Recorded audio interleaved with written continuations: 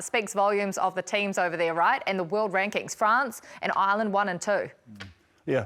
Oh. Well, yeah, Tyler Ardron played for the Chiefs. He's over at Cast at the moment. He came back to catch up with a few of us, and he said it's bonkers at the moment. Like 60,000 people sold out. You've seen La Rochelle win it.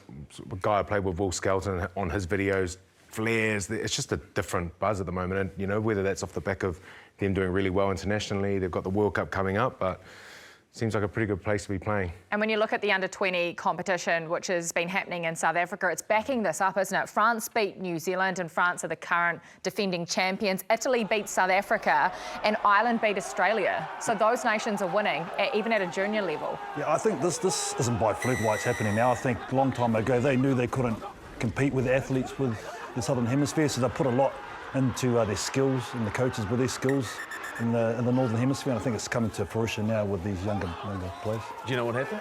All of our best coaches went overseas, and not just coaching at the top level, all the IP starts to go down. So you're talking in France, you're talking in the UK, you're talking about in Japan. It's all gone overseas, and that information and that sharing about how we've played the game, approached the game, you add it to what they know and the athletes they have, and the product of playing in an under-26 nations environment every year, and it's been going for a long time now. They've just got consistency of form and players, and they're seeing players that are further developed on for me, Gus, particularly in numbers 1 through 5. Oh, massive. And they're massive men. They're huge. I mean, to the point where the French, they couldn't even lift his lock. The guy was that big. He was 149 kgs exactly. And he's 18. Yeah, and we don't have that. That's not a natural thing for us to have, is it? But it's not only the size. You talk about the coaching. You know, back in the day, it was always they'll scrum, they'll maul, but they can't ball play. And you're seeing that, you know, the guy you're talking about is a Tuilangi. Yeah.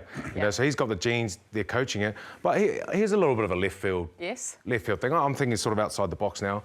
Is for us in this little country of 5 million people, are we now seeing the effect of other options? So league is massive. Jake, you know, Goldie, your boys are playing basketball. Basketball's absolutely massive. People are looking at gaming, or maybe let's just not even play sport. Is that in a nation where rugby's always been number one, and other countries, football's dominated, rugby's on the growth? Is that maybe something that's affecting the results? You know, it's a question to ponder on. Oh, I think it totally is. Like, you look at the participation numbers at school, it's either football or basketball, at 1 and 2 at high school. You know, and if you're not in these academies, then, you know, a lot of these kids are going to go do other stuff. Well, here it is, the first weekend of Test matches. All Blacks taking on Argentina, South Africa against Australia. Can you see an upset in either of those games, team?